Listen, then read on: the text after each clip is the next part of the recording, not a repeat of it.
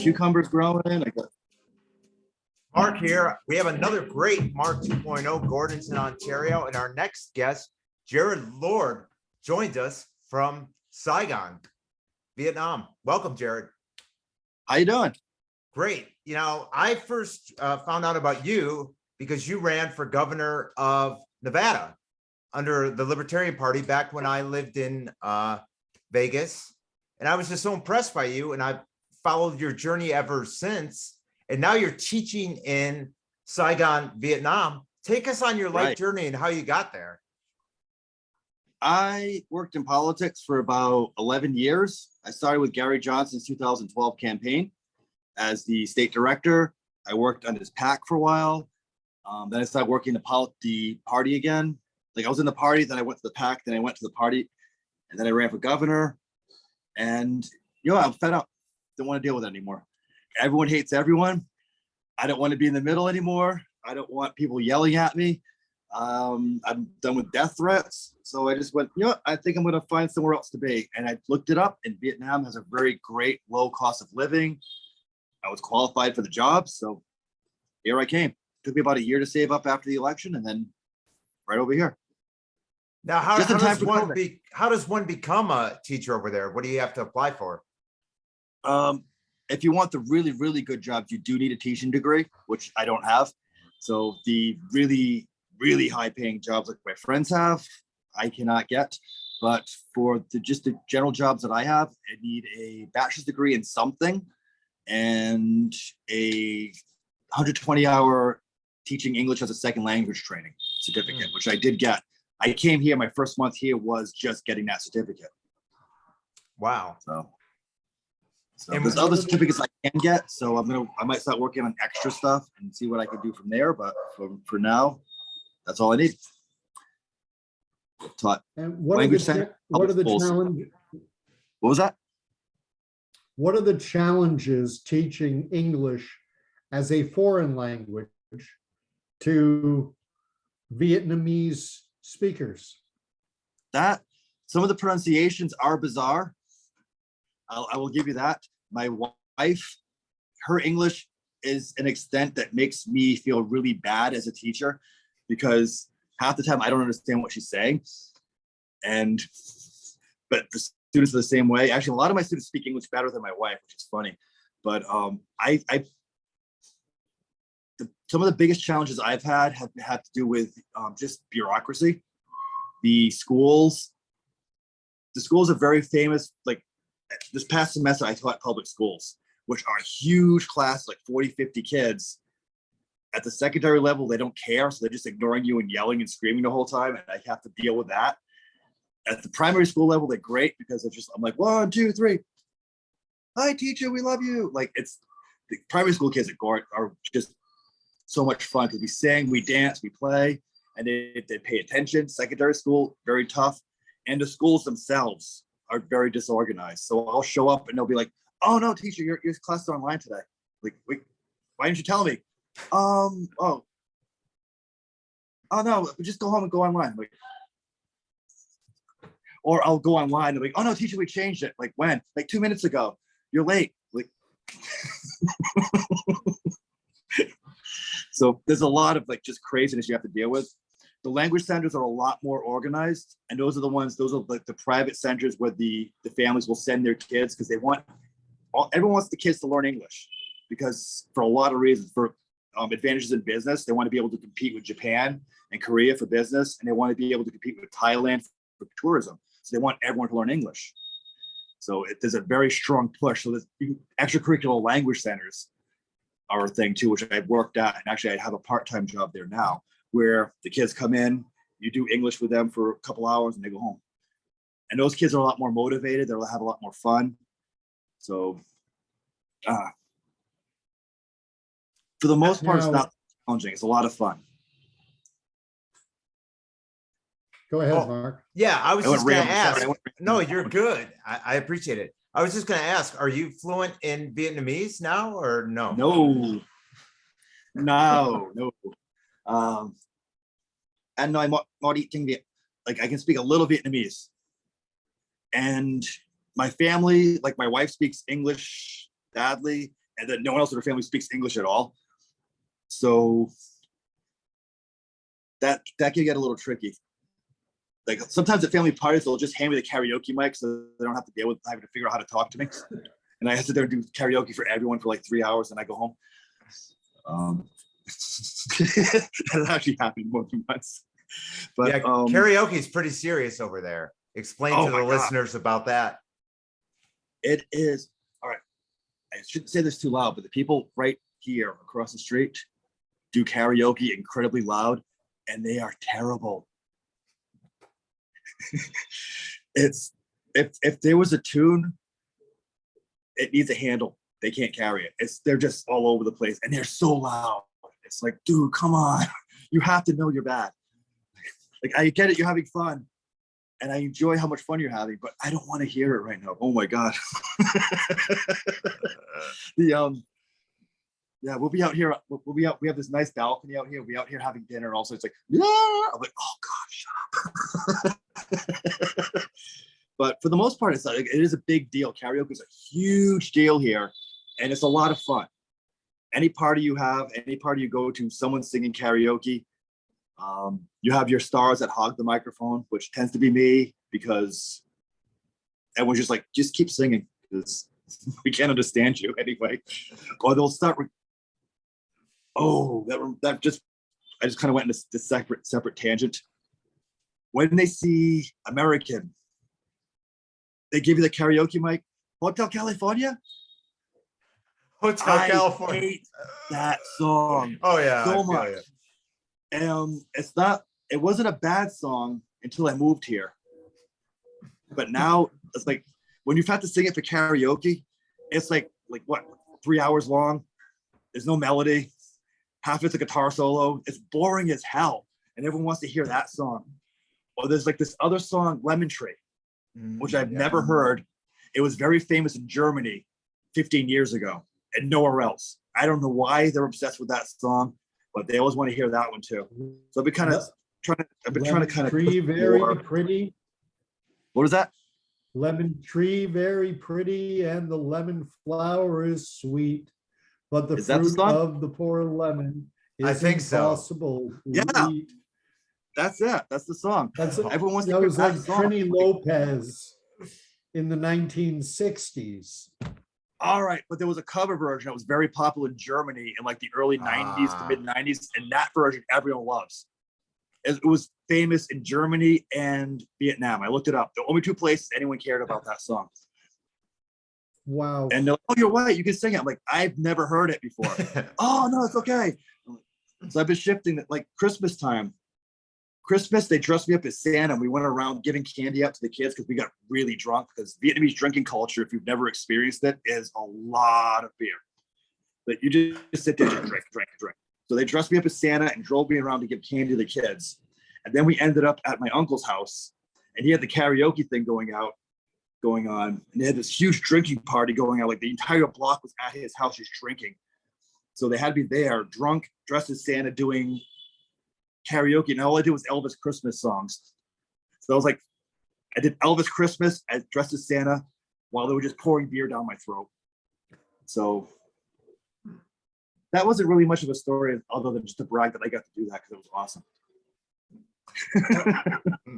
I wanted to ask you, you're teaching English as a foreign language in Vietnam, but South Korea, a lot of people with university bachelor degrees go to South Korea, to Singapore, Malaysia. There are a lot of countries in Southeast Asia you could go to. Is there a particular reason why you zeroed in on Vietnam? I actually had friends in Vietnam. I knew Hanoi. I had friends in Saigon, and I had been talking to them online for a while. I'd never met them in person, and they kind of helped zero me into Vietnam. Like, oh, you like Vietnam? And they'll tell me all kinds of stuff about Vietnam.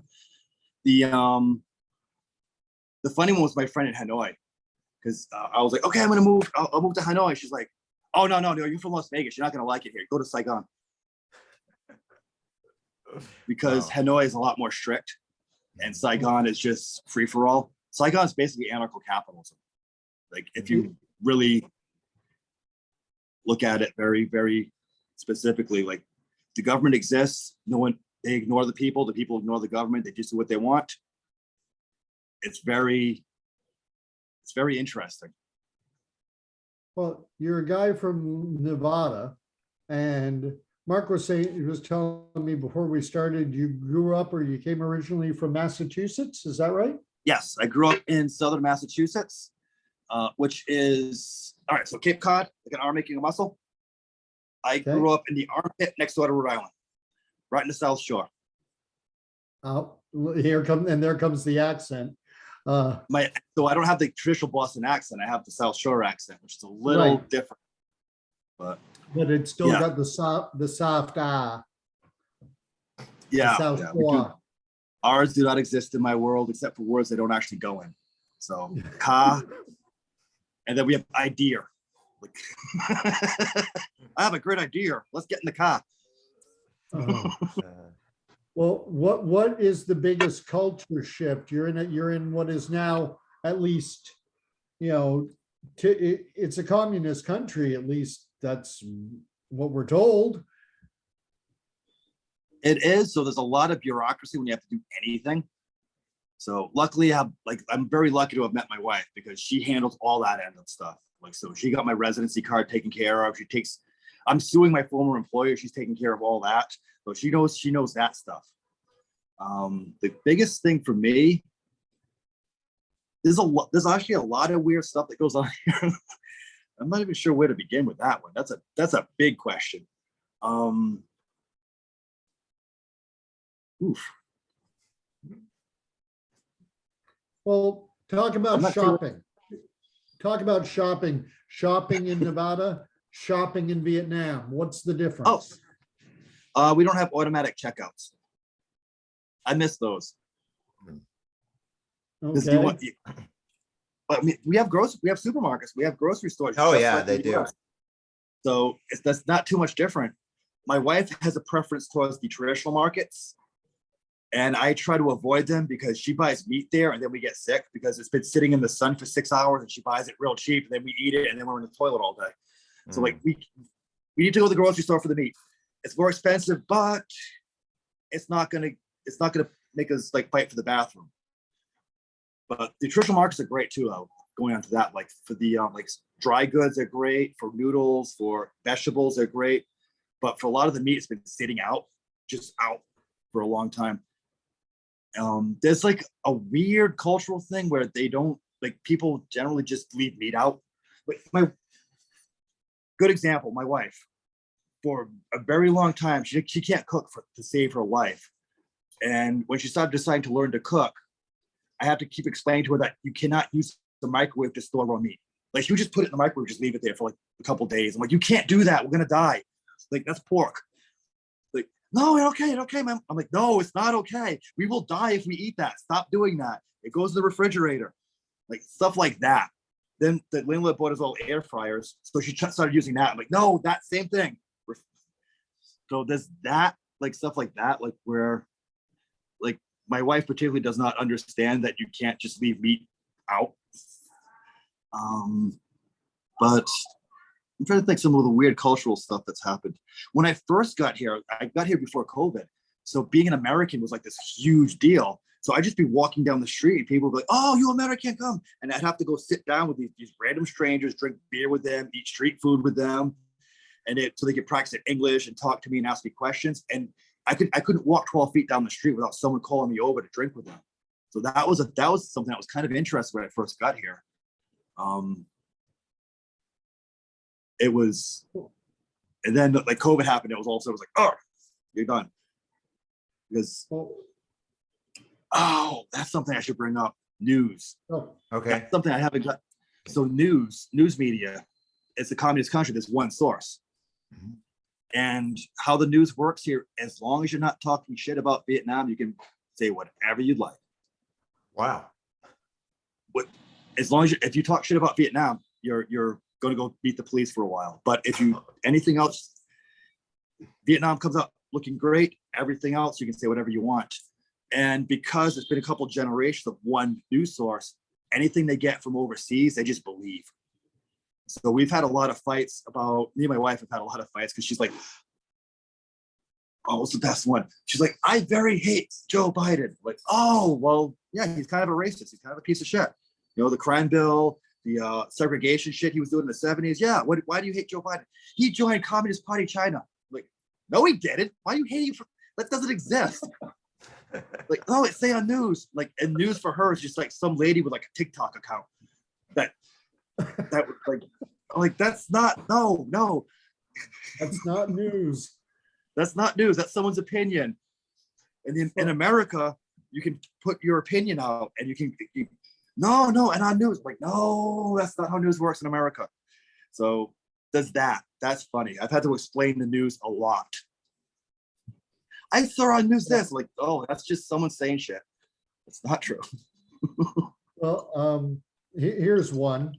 You're from Nevada, Massachusetts, whatever. Sports in the United States is beyond massive.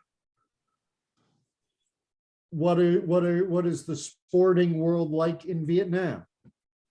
Oh my God. So they don't know American. Like my sport has always been American football. That's the one I watch. Everything else is kind of boring. Like I can watch baseball, but if I'm not at the park drinking beer and yelling, it's boring as hell. Football is the only thing I can enjoy on TV, basically. Here, they don't know that when they have football, which is soccer to us. And it is insane. The Vietnamese team had just been playing. They just finished the SEA games, the Southeast Asia games, and Vietnam won. Wow. The city went ballistic. So like me and my wife went out for dinner around the corner. We're walking back. So what happens when the Vietnamese team's playing is like just places will just set up these gigantic TV screens and set up chairs anywhere. So you can just come sit down and watch the game wherever you are. And everyone goes bananas. So we were walking at the end of the game. We're coming around the corner. She just grabbed these. We have to stand there and watch the last 15 minutes of the game, which they won. And then the entire city just went ballistic. Like you can't really see it, but there's a very famous building right there, Landmark 81. I don't know if it was when you were in Vietnam. I don't know if that was there yet. I think it's more recent. It's Okay. a huge skyscraper of luxury apartments and stuff. They set the lights up to have the Vietnamese flag going down the building. Wow. The Like entire Chicago city- when the Bulls, yeah. Yeah, and then the entire city out on motorbikes with Vietnamese flags, screaming and yelling and honking until like 3-4 in the morning. And it was on the street screaming and cheering. It was like really crazy. Yeah. But Explain what the commute is like too, because Gordon, the majority of people use motorbikes and it's very crowded. it's very crowded, but once you get used to it, it's like being in a school of fish. Everyone just kind of goes. Traffic laws, there's really only one major law, which is don't hit anything.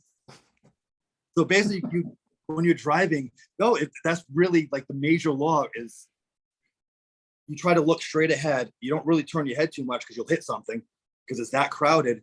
And your job is to not hit anything in front of you. And so is everyone else. Everyone else's job is to not hit things in front of them. So everyone just kind of goes.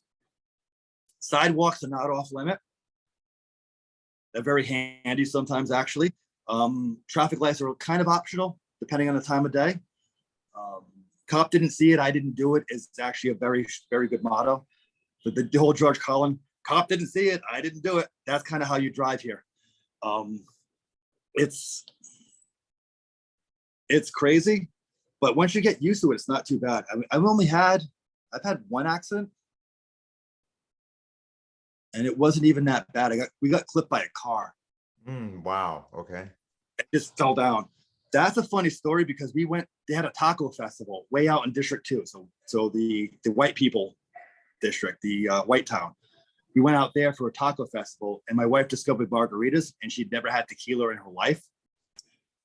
So she's like, oh, I'm like, that's a lot of alcohol. We need to slow down. Oh no, it's lemonade. I'm like, no, there's tequila in that. And she's got the flush. She gets the flush pass. So she was like just red. Like her whole head was red. She's wearing a sleeveless dress, her chest, her arms, she was just bright red. And she's like, oh no, this is lemonade. I'm like, no, we need to slow down. She's like, no, get more. So we kept drinking these. And it got to the point where we had to leave. I don't remember that. I'm told that it probably wasn't a voluntary being made to leave. And we got clipped by a car. And I got up, picked the bike up, and drove home. And I got home and I realized I forgot to put her on the bike when I got hit, and I left her there. Oh, wow. Okay. We're still married, so she still brings it up on occasion, but she was less mad than I expected. Yeah. I had her phone in my pocket, so I couldn't even call her to go, oh, where are you? So I can go get you. I had her phone because she was wearing a dress. Oh, wow. We Okay. fell down, got on the bike, drove home, and didn't wait for her by accident. And so that's my funny story with why you shouldn't drunk drive. Oh, yeah, exactly. Now, what about the restaurants? There's a bunch of restaurants and stores that it's become kind of mixed. It's Americanized too over there. Yeah, you have Saigon is a world-class food city. If you look at some of the things that have been written by like Anthony Bourdain or even Andrew Zimmern, Saigon's always like top 3 of the best food cities in the world from either of them. Most travel food people always talk about Saigon because it's a huge melting pot. Anything you want, you can find here. We have really authentic Mexican food here. We have Cuban restaurants. We have Japanese restaurants, Korean, like anything you can think of, we have it here. We even have American Chinese food. It's probably the only place outside of America you can get like General Tso chicken. So like we have everything you can think of. McDonald's, all that. We need a Wendy's. I think we need a Wendy's and a Del Taco. But besides that, we have everything you can think of. Do And you then we have Arby's? no, we don't have Arby's, but I was never huge into Arby's, so I don't miss it. But they do have I just miss about Del everything Taco. under the sun, whether it be a Baskin Robbins, a Dunkin' Donuts, McDonald's. We don't have Burger Dunkin' King. Donuts to my knowledge, but it's okay. Oh, they 'cause did when I Vietnamese was coffee- there. Maybe they got rid of them. Some things failed. Like I know they had Subways for a while, but they all went under. Oh, Because, did they? I went to a Subway over there. Yeah, they don't have them anymore. I think. What about there's the Hard one Rock left in Da Nang. Cafe? What is it? Hard Rock Cafe? Yeah, we have Hard Rock Cafe. Actually, I think that closed over COVID. Oh, But wow. they're- Okay, that makes sense. But there's still I think there's still some locations. Subway, there's one location in Da Nang, but Mm. the rest of the city went under. Because have you ever had a banh mi? Yeah. Oh, yeah, The exactly. Those are the much Vietnamese better. sandwich. It's like you go to Subway, you pay 200,000 dong for a sandwich, or you can spend 17,000 dong for a better sandwich. And that's one of the things when I talk about how capitalist Vietnam is. If there's a Subway, you can put a sandwich stand right out front of it, and no one's going to say shit. You might have to pay the cops a little bit, but you can put a sandwich stand out front of a Subway and reach their customers, and no one's really going to do much about it.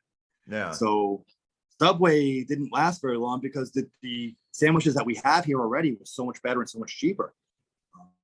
McDonald's has surprisingly done well. They had a big dip. McDonald's came up with something called the McPho Oh, a couple yeah. years ago. Okay. It was disgusting. It was stupid, and it offended everyone. I'm sure. That's It was an their egg McMuffin. food over there, Gordon. Pho. Explain what pho is. Pho is a noodle dish. It's all Okay. in the West. People call it a soup dish, but it's actually a noodle dish. You can get it with or without the broth here, but it's a type of noodle. It's a type Okay. of rice noodle. In the North, it's all about a very clear broth where they skim all the fat.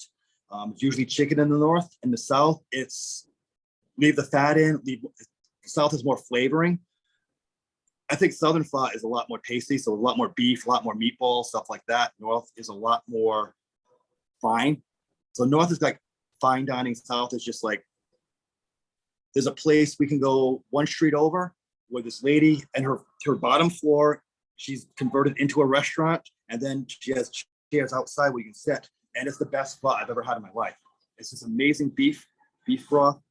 The food, oh my God. We go there and we're just like, I'll taste the broth. Like, yeah, I don't need, a lot of places you'll taste the broth, but okay, I need a little bit of lime, I need a little bit of this. Hers, I taste the broth, like we're good. This is Yeah. perfect as it is. So that pho is Yeah. amazing.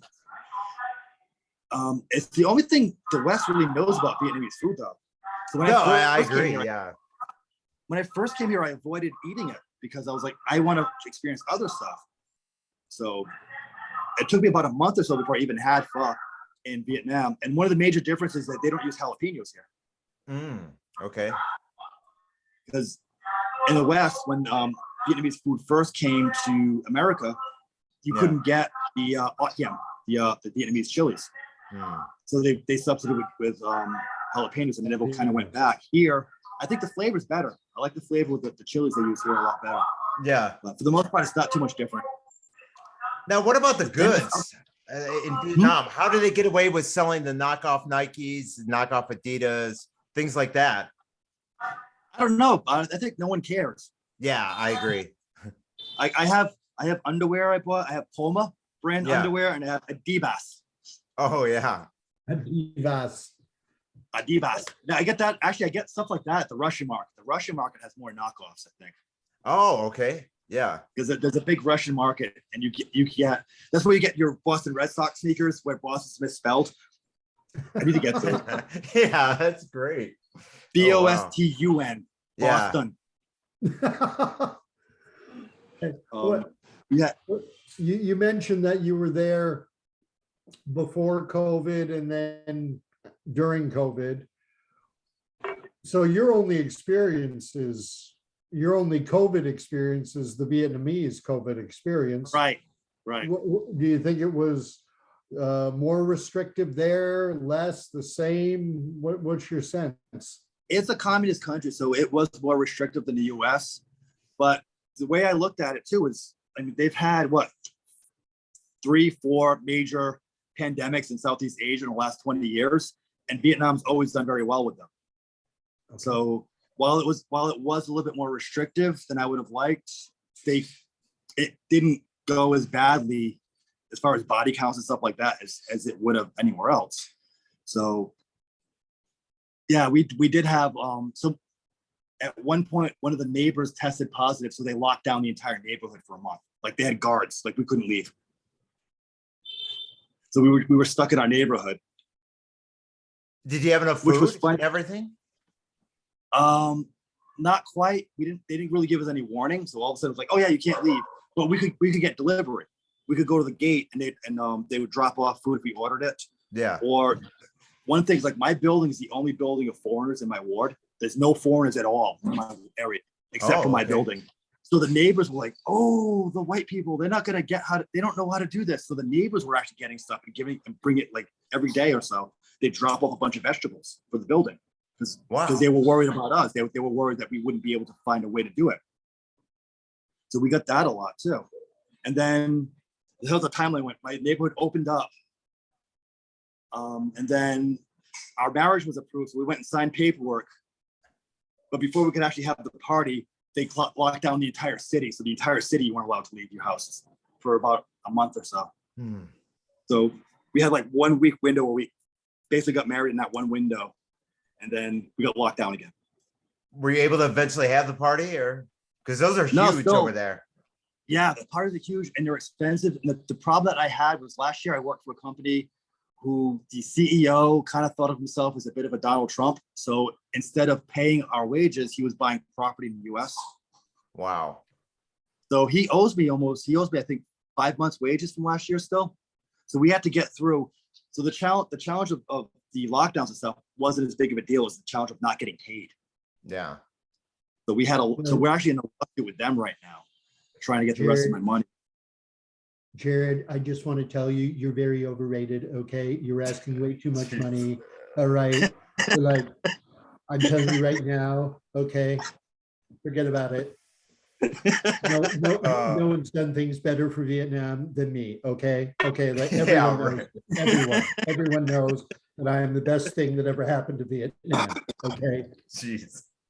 It's funny, people think he's amazing here too. I'm like, dude, he kind of screwed your country. No, he waved a flag in Hanoi. Like, that doesn't mean shit. The football team went, he waved flag. He's good. Like, because a lot of people don't know that he like the tariffs he put onto China, he tried to move to Vietnam at one point.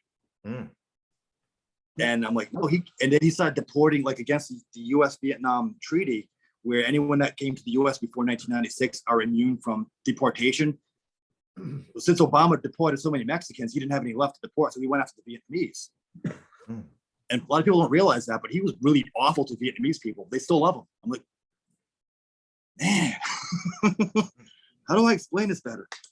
Yeah. Well, I wanted to ask you, now you said that Vietnam did a lot better on COVID than other countries. What were you hearing about other countries? Because you said it's a centrally controlled, all the news, all the official news, aside from TikTok videos.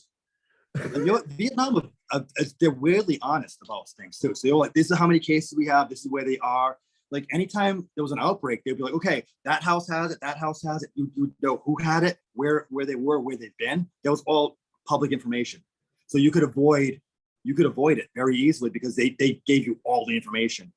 And then for other countries, they were pretty accurate because they were just like, it's not us. They're not going to talk shit about themselves, but they'll be very, very honest about everyone else. The funny thing that happened with me, because I was at the grocery store, and because they see, for America, they were seeing just the protests. Mhm. Oh, So wow. I'm at the grocery store, and the lady behind me is like here. Like she's like there's no room to move. She's so close to me. And then I get to the checkout counter, I check out, and I'm leaving, and then she was yelling at the cashier. She wouldn't put her stuff down until they wiped it away because an American was just there. And he's got COVID. I'm like, but you were just like an inch from me. Like, but for a while, people assumed if you were American, they assumed that you didn't believe COVID existed. You were going to refuse your vaccine. You were going to refuse to wear a mask. You were going to spread it. There was a lot of assumption about that for a few months. It was weird because people just went from being like, oh, American, come drink, to American. Whoa. They have polar opposites. Exactly. Yeah. And that leveled out after a while, but it was kind of funny. I couldn't believe like the lady was like she was 2 inches from me. She was like right up against me the whole time we're in line. And then we got there and she got mad because they didn't wipe the counter down quick enough. Like personal space is a weird thing here. But. Yeah, there's a tendency I find with Europeans, and I'm assuming it's probably the same in Southeast Asia or in Asia as well. Tendency for Americans, Canadians, we like our space. Right. And I find Europeans and Chinese, I imagine Vietnamese, Korean, they get close, a lot closer. Right. And it's a cultural thing. Yeah, I think so. The yeah, we had trying to think of where to go with that. I've had so many weird experiences here that like I have such a plethora of things I could possibly say that I'm trying to think which one's the best. But yeah, even like, well, that's one of the things with my in-laws. When we have parties, we sit on the floor, everyone's like right into each other. Everyone's like on top of each other almost, and they block the whole room. So if you do go to the bathroom, you have to like climb over people to get there. Instead of like making the circle a little tighter, they make it super wide, pack as many people as possible, and you gotta like, and it's rude to go through the circle. You can't go through everyone where it's comfortable to walk. You have to go around everyone. You have to like climb over everyone's backs to get by. So it's not rude to climb over someone's back to get somewhere, but to walk in front of them, it is. The reason I bring that up is I was in the Canadian Armed Forces, and when we had a German base, and the locals were told that when the Canadians come here, Canadians like space, whereas we Europeans like to get very close. So Canadians will be uncomfortable if you get right up very, a foot away to talk to them. You want to stand back. Right. And it sounds like it's similar in Vietnam. I wonder if that has something to do with there's more open space in the US and Canada. Yes, that's what I assume it's about. Like, what's the population of Vietnam? Well, Ho Chi Minh City. What about that? Vietnam in total, I think, is 96 million around there. Ho Chi Minh City is, I can't look it up. I'm using my phone, but Ho Chi Minh City, I don't even know that off the top of my head. I thought I looked today, and I think it's 9 million now. It might be. Yeah, that's probably about right. And they're all on the road from. They are. Gordon, you really need to experience it. I mean, trying to Yeah, the cross the traffic street is- over there is like playing Frogger. You know, but you catch on. You catch on to it. Yeah. Yeah. Well, that's the fun thing. Like crossing the street, you don't. There's no pedestrian laws, but like I said, the main law is you don't hit anything. So you can just walk out in the street and it's chaos, and just like you have to walk slow. You can cross the street through like massive traffic as long as you're walking slow. It just goes around you. Yeah. If you walk too fast, someone will hit you because they don't expect where you're going to be. But everyone will see how fast you're walking and just kind of go around you. Yeah, they will. It's unreal. So I couldn't pull it off in the US. I'd die. But here, it's just too many people. Yeah. You sound, it sounds like you're home. You sound very comfortable. How long, when did you get there and how long are you going to stay? I got here October 2019. Okay. And originally I was going to just stay for a couple of years, then go home and probably do politics again. But I just like it here. And I don't like Yeah. politics. I don't like doing Exactly. politics. No, I don't blame you. Here, I'm so comfortable. Everything's nice. We have a good time. I'm working 2 jobs starting next week or so. So we're going to be saving up. We're going to go home. I haven't been home in a very long time. Oh, to So visit. we're going to go Yeah. home for Christmas. My grandmother's 104. It'd be nice to see her. I haven't seen my dad or my mom in a long time. So we're going to go home to Massachusetts for Christmas. Hopefully we hit Vegas for a little bit too, because Vegas is my other family. Yeah. Come home. Now, is that a street vendor in the background or That is, they have Oh, I mean, these, look. Gordon? Yeah. It's not anything with this connection. That's somebody Oh. outside, you know, yeah, No, I heard. the Vietnamese culture. We're getting the that's full the guy that experience. comes around every morning. Okay. He's got a motorbike with a little trailer, and it's just full of vegetables. He's got the megaphone going. You just go outside and he weighs it right there Yeah. on the spot. You pay cash. He just drives around all the neighborhoods and sells vegetables. Oh, that's great. Yeah. Now explain to the listeners, because you had brought up to me that you would rather hang out with the Vietnamese people than the Europeans. Oh my God. Yeah, because there's a District 2, which you can kind of see way over there. District 2 has been the gentrified area of Saigon. So that's where a lot of Westerners live there. So that's where you got your Western amenities. You have your Starbucks and shit all over there. And it's really weird. I go there very rarely. Usually has to do with food, but I go there very rarely. And it's because people, I call it Karenville, because when you talk to people there, they're Americans, or they're like, a lot of Americans especially, they'll be like, I came to Vietnam because I was inspired by Anthony Bourdain to break past my cultural boundaries and learn about the world. And then they go into these tangents about bitching about everything. I'm like, dude, oh, that street food looks a little questionable. Someone should do something. Or the traffic here is so bad. Someone really should do something. And there's karaoke at 2 a.m. Someone really should do something. And I'm like, yeah, you're right. Someone really should just shut the fuck up. Because like, you're not in your country. If you want to break past your cultural boundaries, stuff like that, enjoy this. Don't be mad at it. So I tend to go towards the Vietnamese areas because I have better street food. The people are super nice, and I don't have to listen to people complain. Yeah. So I go there very, very rarely. I go to that area, but Yeah. you kind of go there if you want to smoke weed. That's where you go, because they have it there. Because the government kind of turns their eye to that. Yeah. Now, do the Vietnamese go to the places like, because they just in 2017, places like 7-Eleven entered the market. Do the Vietnamese like those places or no? 7-Elevens. You know, I actually like the 7-Elevens. It's the only place I can get pretzels. I love 7-Eleven. Yeah. But they don't seem to last long. They'll open one, and then a few months later, it's not there anymore because it doesn't seem to be doing well. They seem to do well. Like if you go to a skyscraper, there's usually a 7-Eleven near there, but there's Sure. Westerners that live, so that they're kind of keeping it in business.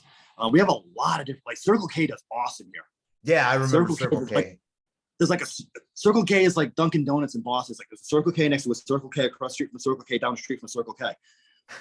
So, but we have Circle Ks. We have that weird one, that Korean one, GS25. which is basically a 7-Eleven, but everything's covered in mayonnaise. Wow. Okay. Yeah, they don't get mayonnaise here. It's like they have mayonnaise, but they don't understand how to use it. Like they'll use an entire jar in a sandwich. So you take a bite of the sandwich, everything flies out the back end because there's so much mayonnaise in it. Like, Yeah. oh my God. Mhm. But so we have a lot of different convenience stores. 7-Elevens, we had more, and now we have less right now, but I'm not sure what's happening with that. Yeah, I know there's Family Mart, Bees Mart. Yep. I forget the Bees rest Mart. of them, but yeah. Family Mart, Bees Mart, GS25, Circle K, and there's also the mom and pops, Mm. which saved our life, but which is something that actually really saved our lives during lockdown, because people can just open. Yeah, you have to pay someone off, I'm pretty sure, but people open their bottom floor and just sell shit. So I could go over there, and it's some guy, I can buy soap, I can buy beer, I can buy Yeah, soda. exactly. I remember Some that. guy's house. Soaps, yeah. And actually, that's my buddy now. So I go over there and buy beer, and then we drink, we get drunk, and then I come home, and my wife gets mad. But yeah, so it's interesting how much competition is allowed here. Like competition just is like crazy everywhere. There's so much competition for anything you can think of, and everyone seems to do well. Well, as a Canadian, where our beer, we make fun of American beer. We refer to American beer as being like making love in a canoe. Do you know why? No, I got to hear the rest of that. American beer is like making love in a canoe because it's fucking close to water. I see. Now, what is Vietnamese beer? Oh, like? it's great. Oh, it's a lot of the most popular beers are generally lagers, cheap lagers. Actually, Miller, you can get Miller genuine draft here. It's called Zorak. Miller owns a Vietnamese company, and it's called Zorak. It's the same exact thing as Miller Genuine Draft, and that's like my least favorite here. Tiger, I love Tiger beer. So Tiger beer is, I guess it would fall somewhere between Budweiser and PBR. But the flavor, like the hopsy flavor, doesn't really matter because we serve beer in glasses of ice, so it waters down anyway, no matter what you're drinking. So Okay. cheap beer is fine because you're drinking it in a big glass of ice. So it's nice and cold. And I've never been a fan of IPAs anyway. You can get them. There's a lot of local breweries that do IPAs and stuff like that. I'd rather pay less and have a nice refreshing drink than to pay more and be like, oh, too better. Guinness is hard to come. Guinness comes in every once in a while. You'll see Guinness. You have to snatch it up because it's gone immediately. But dark beers, you can get some dark beers sometimes. Generally, the British restaurants, you can get dark beers. There's some really good dark beers I've had, which I will not put like. All right, so we drink beer and ice here. Anything darker than like Budweiser, I won't do that with. I'll drink it like normal, because once you get past that like clear lager, I want to taste it. If I'm buying something more expensive, I want to taste it. So I don't want to just sit there and water it down with ice. I want to actually drink it and enjoy it. So any dark beers, I won't do that with. But most of the beers we have are very, very light. I think Heineken runs a lot of the beer distributors here.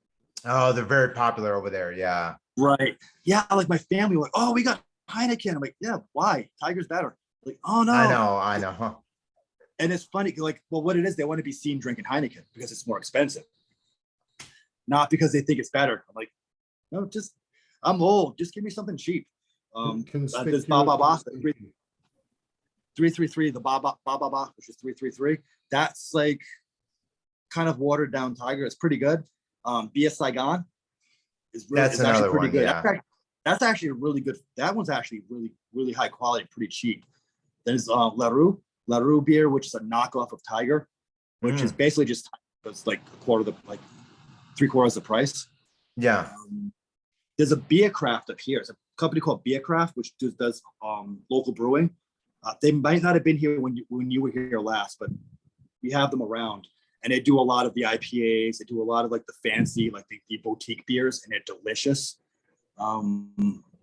We go there sometimes, but they're expensive. Like I'm used to paying, like for a glass of Tiger beer, I might pay like 20,000 dong. $1.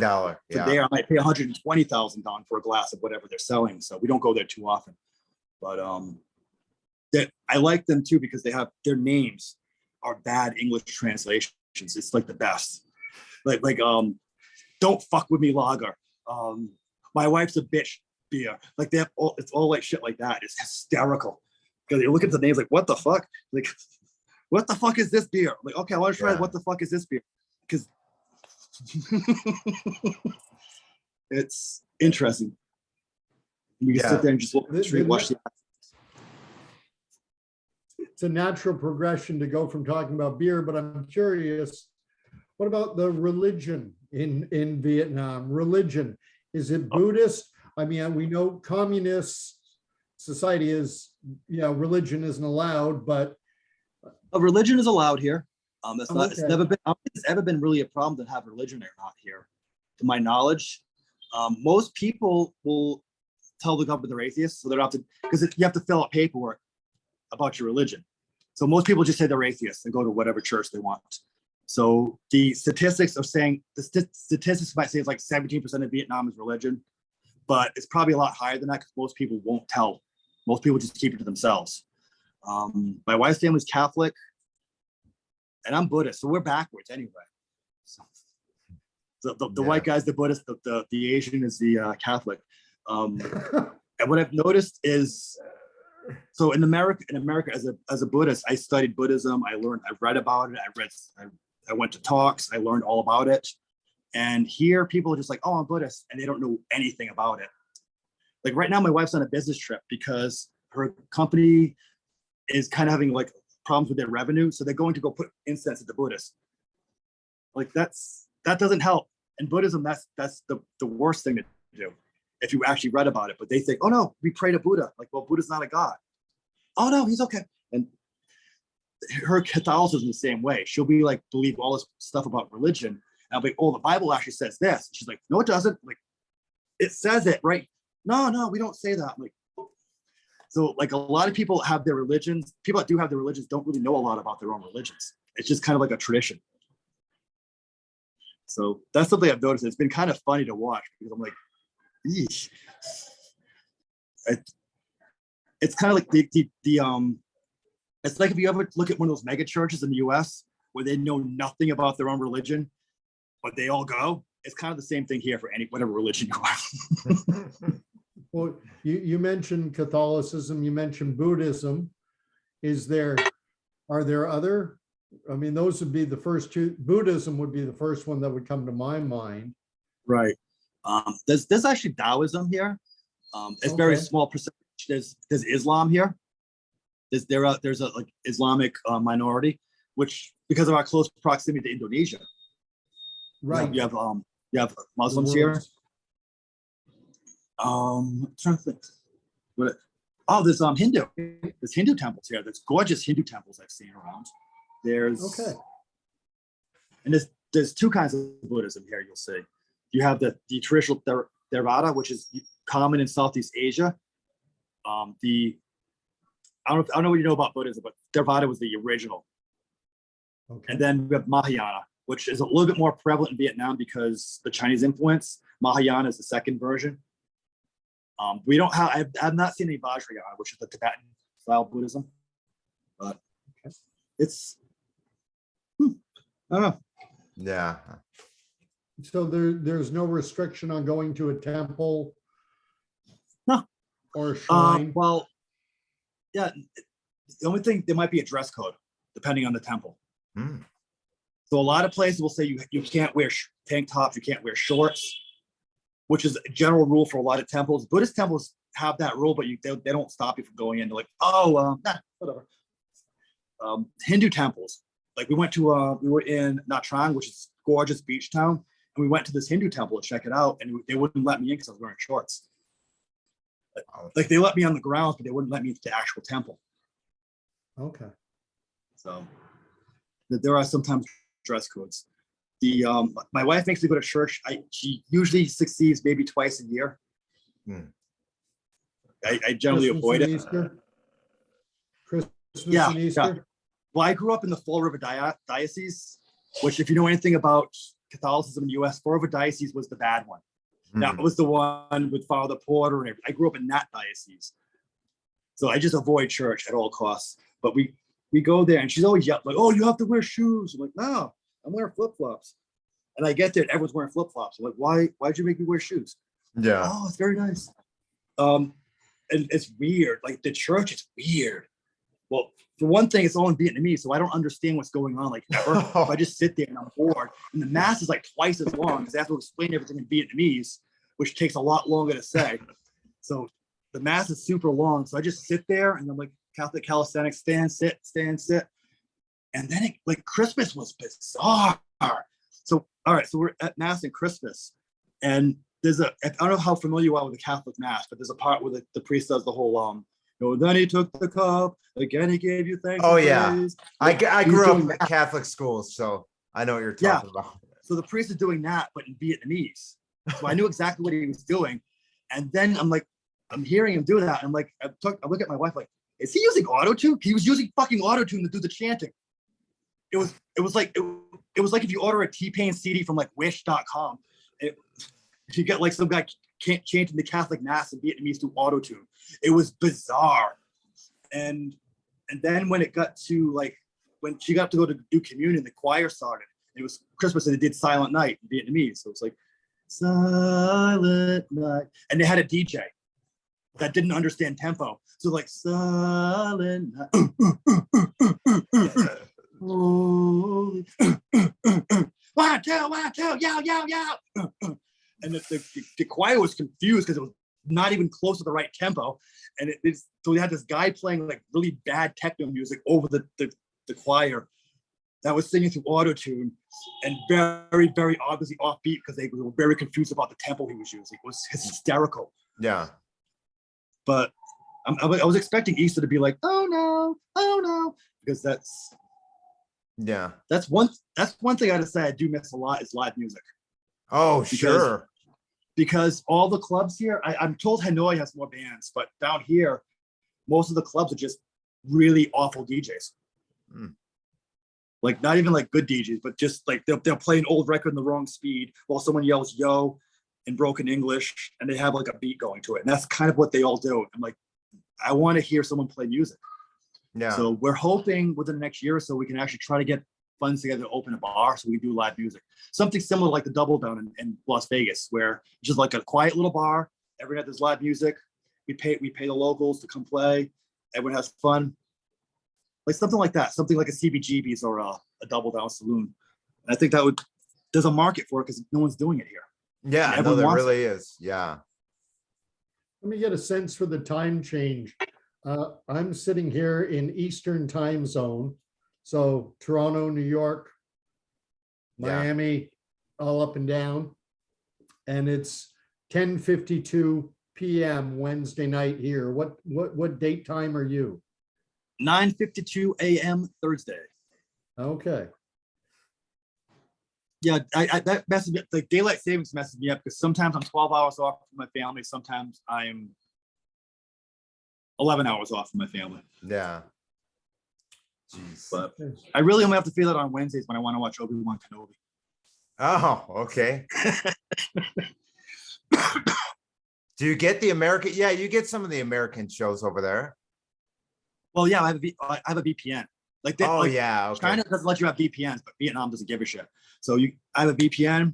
I can pay for my streaming services by Amazon gift cards. I give to myself on my Apple ID, and then I just pay by subscription, so I can watch Disney Plus. But they don't have Disney Plus here yet. Oh, okay. So Disney Plus, actually they have HBO here, but I need my wife to sign up for it because it's all in Vietnamese.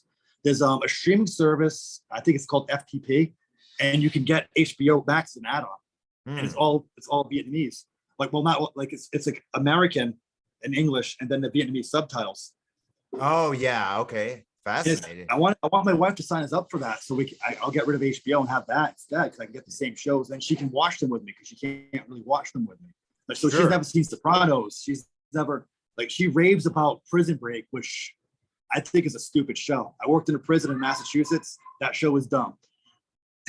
No, I know It's what you just mean. I actually stupid. met that guy when I was working at Borders Books in West Hollywood. Michael Schofield. But I mean, that they're great actors. It was very well cast, but the show's premise is just stupid. As someone that worked in a prison for a long time, that show was stupid. But so I want her to watch Oz, Yeah. which she can't because there's no Vietnamese subtitles right now. So I want to get that so we can watch. That'll be a little different. This is closer to what prisons actually are. Yeah. But yeah, it was. Oh, Sopranos. She's never seen Sopranos. She's got really into Breaking Bad and Better Call Saul. Oh, She yeah. got really into Stranger Things because we have that here. And Better Call Saul is actually, we don't have to wait for the end of the season to see it all downloaded. Like they do weekly episodes here of stuff from American shows. Okay. So if something's being broadcast in America, we'll get it the next day on Netflix. Yeah. So we've been keeping up with everything. Oh, that's great. What about NFL? You said you're a American football guy. I can watch it. It's usually at 3 a.m, Oh, which is not very helpful. But yeah. there's a sports bar in Bouvienne. Bouvienne is like the very, very expensive street where the tourists go and get ripped off. There's a sports bar there, and if I go there, they're open 24 hours. I can go there and be like, okay, can you put this game on? They'll put it on for me. Who is I your just sit there team? The Raiders or Patriots? Patriots. Ah, I there we hate the go. Raiders. I've always hated the Raiders. Yeah. I opposed the Raiders coming to Vegas because I didn't want the taxpayers to pay for that stadium because they could afford it to pay on. They could afford it Yeah. on their own. So there's no reason. I for know what you taxpayers. mean. Yeah. And from that perspective, the Patriots are ideal because they pay for their own stadium. Everyone yeah. likes to hate the Patriots, but Bob Kraft bought his own stadium. He paid for it out of his own pocket, which is something no one else does. And I think that's an important standard to set for NFL because it's a game. It's not something that the taxpayers should be responsible for. What do you think of the Packers? Gordon's a big Packers fan for that reason. Oh yeah, they have. Was it like a union kind of stadium? I think, right? No, the team is actually owned by the city of Green Bay. Oh, all right. That was one of my friends was a Packers fan. He was telling me about it, but it was like 12 years ago, so I forgot. No, but the thing is, you come across as a true libertarian, and you would be opposed to government ownership of a sports team, I would assume. Not necessarily. I mean, if the people want their city to own a sports team, then if they're willing to pay for it. The reason I like Green Bay so much is because Green Bay is a town, a city of 150-ish thousand that was only able to get an NFL team because back in the 40s, 50s, when they got the team, the NFL had no popularity. Teams were starting and closing every year. And so admission into the league was cheap. And the city of Green Bay figured, hey, we can make a name for ourselves. Let's have an NFL team. Yeah, that's not a bad way to do it. I have issues when a private team comes in and expects the taxpayers to foot their bill. Yeah. So the Green Bay would be a public team basically because the city owns them. Yes. That's a different story. But the Raiders are not. No, And the not Raiders at have all. a history of going where whoever. Oh, they're going to pay for this. Okay, we'll go there. Okay, we want more. Oh, they're not going to give it to us, so we'll go somewhere else. They have a history of jumping from town to town to get the best deal. And I think that's bullshit. Yeah. And also the Raiders cheat. They play really dirty. I hate watching Raiders games because they just play so dirty. That's great. Yeah. The Raiders and the Steelers, like East Coast, West Coast, they just dirty teams. Very Unreal. good. Well, we really appreciate you coming on, Jared. This was a lot of fun. Yeah, it was. I hope you had a good time. You got a little bit of a taste of Americana, Canadiana, and Vietnam. Anna. I had company with my coffee this morning at my Thanks. cafe den. Yeah. No, we really That's That's one appreciate thing. That's coming one thing on. Americans need to understand, and Canadians. Vietnamese coffee is unbelievably good. It's way better than, yeah. Yeah. Okay. There's two major things Vietnam has that the West needs to understand: it's coffee and bum guns. What? A bum gun. Next to the toilet, there's a spray. There's like a sink sprayer. Next, and you clean yourself because you can't flush paper here. So you clean yourself with a hose, and then you use the paper to dry yourself and throw that in the trash. I have not had an itchy butt here yet because I'm nice and clean all the time. When I move back to the Very US, I have to install one of those because it's Yeah. can't live without it. On that incredibly uplifting note, No, yeah. Jared Lord, all the way from Saigon, thanks so much. I hope you enjoyed the podcast. If you I did. did, hit the like button, hit subscribe, share this out. Check out our previous videos. You can watch us interview Brad Johnson if you're an NFL fan. You can talk if you like people who've traveled all over the world. Check out our talk with Tommy Doles and listen again to Jared. And who knows, maybe in another year or two, he'll be back in the US and running for governor in Nevada or New Mexico or Massachusetts or wherever he decides. Or I think taking my politics Ho Chi days are Minh done. by storm, or should I say Saigon by storm? No, I'm Excellent. just gonna enjoy life here. Thanks so much, Jared.